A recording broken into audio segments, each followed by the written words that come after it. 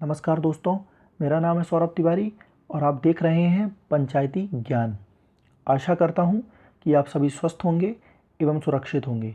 दोस्तों, इस वीडियो के माध्यम से हम बात करेंगे देश के विभिन्न विश्वविद्यालयों द्वारा एमए हिंदी साहित्य के लिए जो प्रवेश परीक्षा आयोजित की जाती है उसकी तैयारी कैसे करें और कौन कौन सी पुस्तकें पढ़ें।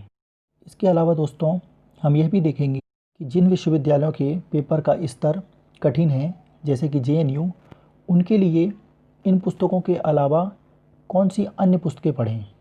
दोस्तों, इस वीडियो के माध्यम से हम इन सब पर चर्चा करेंगे। तो चलिए दोस्तों, शुरू करते हैं आज का ये वीडियो। सबसे पहले हम देखते हैं परीक्षा का पैटर्न विगत वर्षों में विभिन्न यूनिवर्सिटी में क्या रहा है, जिनमें है जेएनयू, बीएचयू और डीयू। तो दोस्तों, सबसे पहले बात करते हैं जेएनयू की। इसमें टोटल 100 प्रश्न पूछे जाते हैं। यह जो पैटर्न है 2019 के बाद लागू हुआ और 3 घंटे का समय दिया जाता है। हो सकता है अभी आपको 3 घंटे बहुत ज़्यादा लग रहे हों, लेकिन जिस प्रकार से जेएनयू के प्रश्नों का स्तर रहता है उस प्रकार से 3 घंटे बिल्कुल सही समय है। प्रत्येक प्रश्न जो होता है वह 1 अंक का होता है और जो पेपर होता है पूरा वह 100 नंबर का या 100 अंक का होता है। इसमें कोई भी माइनस मार्किंग नहीं होती है। बीएचयू में 120 प्रश्न पूछे जाते हैं और जो पेपर में समय मिलता है पेपर करने का वह 2 घंटे होता है और प्रत्येक प्रश्न 3 नंबर का होता है। तो टोटल 360 नंबर का पेपर होता है और इसमें माइनस मार्किंग प्रत्येक गलत प्रश्न पर 1 नंबर की होती है। यानी कि प्रत्येक गलत प्रश्न पर 1 नंबर माइनस किए जाएंगे प्रत्येक सही किए गए प्रश्न के नंबर से। उसके बाद डीयू में 100 प्रश्न पूछे जाते हैं, 2 घंटे का समय दिया जाता है और प्रत्येक प्रश्न जो होता है वह 4 नंबर का होता है और जो पेपर होता है पूरा वह 400 नंबर का होता है और इसमें भी माइनस मार्किंग 1 होती है। दोस्तों, बीएचयू और डीयू दोनों में माइनस मार्किंग 1-1 नंबर की होती है, लेकिन दोनों के माइनस 1 नंबर पे फ़र्क है, माइनस मार्किंग में फ़र्क है। क्योंकि जो बीएचयू में एक क्वेश्चन है वह 3 नंबर का है और उसमें से यदि आप एक माइनस होता है आपका तो लगभग 33% उसका जो वेटेज है वह कम हो रहा है। जबकि डीयू में 4 नंबर में 1 नंबर कम होता है तो लगभग उसका 25% कम होता है। तो आपको डीयू में रिस्क लेने के ज़्यादा चांसेस बनते हैं, जबकि बीएचयू में थोड़ा सा कम। दोस्तों, अब हम बात करेंगे कि विभिन्न विश्वविद्यालय में जो हिंदी साहित्य के एंट्रेंस एग्ज़ाम होते हैं उनके लिए कौन कौन सी बुक्स पढ़ें। तो सबसे पहले हम देखते हैं हिंदी साहित्य का सरल इतिहास। यह पुस्तक विश्वनाथ त्रिपाठी जी ने लिखी है और यह पुस्तक सबसे ज़्यादा इम्पॉर्टेंट उन बच्चों के लिए है जो हिंदी साहित्य के क्षेत्र से नहीं हैं।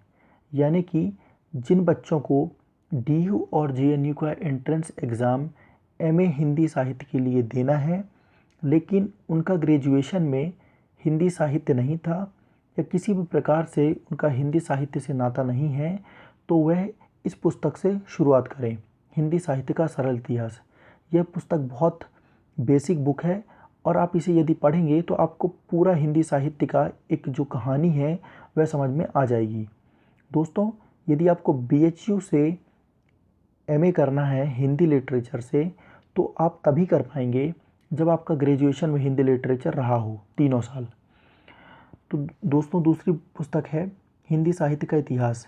यह पुस्तक आचार्य रामचंद्र शुक्ल ने लिखी है और यह पुस्तक हिंदी साहित्य इतिहास की केंद्र बिंदु कही जा सकती है। यह पुस्तक सबसे ज़्यादा महत्वपूर्ण है और इसे पढ़ना भी कंपलसरी कहा जा सकता है। दोस्तों, आचार्य रामचंद्र शुक्ल हिंदी के प्रमुख आलोचक हैं, इसलिए इन्हें पढ़ना बहुत ज़रूरी है। इस बार जेएनयू में इनसे रिलेटेड बहुत सारे क्वेश्चन पूछे गए थे। इसके बाद जो तीसरी पुस्तक है वह है हिंदी साहित्य का वस्तुनिष्ठ इतिहास, सरस्वती पांडे और गोविंद पांडे। मैं इस पुस्तक को उतना ही महत्वपूर्ण मानूंगा जितना कि एंट्रेंस एग्ज़ाम देना। इसे पढ़ना बहुत ज़रूरी है।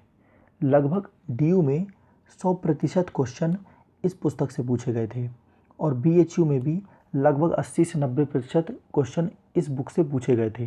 तो आप इस बुक का इम्पोर्टेंस जो है वह समझ सकते हैं। इस बार ये ज़रूर कहा गया कि जेएनयू में इस पुस्तक की भूमिका कम रही, लेकिन फिर भी आप देखेंगे तो 50 से 60% जो प्रश्न थे वह सरस्वती पांडे या गोविंद पांडे जो बुक है इससे पूछे गए। तो दोस्तों, इस पुस्तक को आपको ज़रूर से ज़रूर पढ़ना ही पढ़ना है, इसे आपको छोड़ना नहीं है किसी भी हालत में। इसके बाद दोस्तों देखेंगे जो नेट जेआरएफ के प्रीवियस ईयर पेपर हैं उनको आपको 2 से 3 बार पढ़ना है। 2 से 3 बार मैंने इसलिए लिखा है क्योंकि यदि आप एक बार पेपर को हल करके उन्हें छोड़ देते हैं तो यकीन मानिए आप महीने भर बाद भूल जाएंगे। इसलिए आपको जब एक बार पेपर हल कर लेना है उसके बाद उसे दोबारा और तिबारा रिवीजन ज़रूर करना है। इसके बाद दोस्तों यूपीएससी ऑप्शनल नोट्स, यह इसलिए रखा है मैंने क्योंकि इस बार जो जेएनयू का पेपर था उसमें कुछ प्रश्न ऐसे थे जो यूपीएससी के ऑप्शनल हिंदी लिटरेचर से पूछे गए थे। तो यदि आपने तैयारी की हो, यदि आपने 6 महीने या 7 महीने लगाकर तैयारी की हो, तभी आप उस नोट्स को रिवीजन करें। वैसे इन बुक्स को पढ़ने की इतनी ज़रूरत नहीं है, यह उन्हीं के लिए है जिन्होंने पहले तैयारी की है। इसके बाद दोस्तों चिंतामणि, यह आचार्य रामचंद्र शुक्ल की पुस्तक है। यह पुस्तक आपको तभी पढ़नी है जब आप जेएनयू के एग्ज़ाम दे रहे हों। यदि आप सिर्फ बीएचयू और डीयू के एग्ज़ाम दे रहे हैं तब आपको यह पुस्तक पढ़ने की बिल्कुल ज़रूरत नहीं है। चिंतामणि पढ़ने की ज़रूरत इसलिए है क्योंकि इस बार जेएनयू में ए और आर वाले मतलब कथन और तर्क वाले प्रश्न बहुत सारे पूछे गए थे और उनमें से लगभग आधे प्रश्न जो थे वो चिंतामणि या कहीं के आचार्य रामचंद्र शुक्ल से रिलेटेड थे, इसलिए आपको चिंतामणि पढ़ना चाहिए। इसके बाद दृष्टि नेट जेआरएफ बुक, यह पुस्तक आपको तभी पढ़नी है जब आप सरस्वती पांडे गोविंद पांडे नहीं पढ़ रहे हो, या तो तब जब आपको सरस्वती पांडे या गोविंद पांडे जो पुस्तक है इनकी इसमें कुछ खामी लगे, जैसे कि कहीं डेटा गलत लगे या कम लगे, तब आप दृष्टि नेट जेआरएफ बुक को उठाइएगा। अब तो इसे पढ़ने की इतनी ज़रूरत है नहीं। दोस्तों यदि केवल आपको डीयू और बीएचयू की पढ़ाई करना हो तो आप केवल 2 पुस्तक से पढ़ सकते हैं। इनमें है हिंदी साहित्य का इतिहास रामचंद्र शुक्ल और दूसरी है सरस्वती पांडे गोविंद पांडे जो हिंदी साहित्य का वस्तुनिष्ठ इतिहास है, इनकी पुस्तक पढ़कर। इसके अलावा यदि आपको बीएचयू का एग्ज़ाम देना है तो बीएचयू के 10 साल के जो प्रीवियस पेपर हैं उन्हें ज़रूर लगा लें, क्योंकि बीएचयू के बहुत सारे ऐसे प्रश्न होते हैं जो बीएचयू रिपीट करता है दोबारा।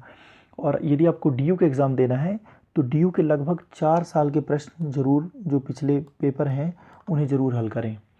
इसके अलावा यदि आपको जेएनयू देना है तो आप कोशिश करें कि ये बुक्स ज़रूर पढ़ें, कम से कम इन पुस्तकों को एक बार तो पढ़ ही लें। इससे आपकी जेएनयू की तैयारी अच्छे तरीके से हो जाएगी। दोस्तों यदि आपको इन पुस्तकों के पीडीएफ चाहिए तो आप हमारे टेलीग्राम चैनल को ज्वाइन करें, वहाँ सारे पीडीएफ उपलब्ध हैं।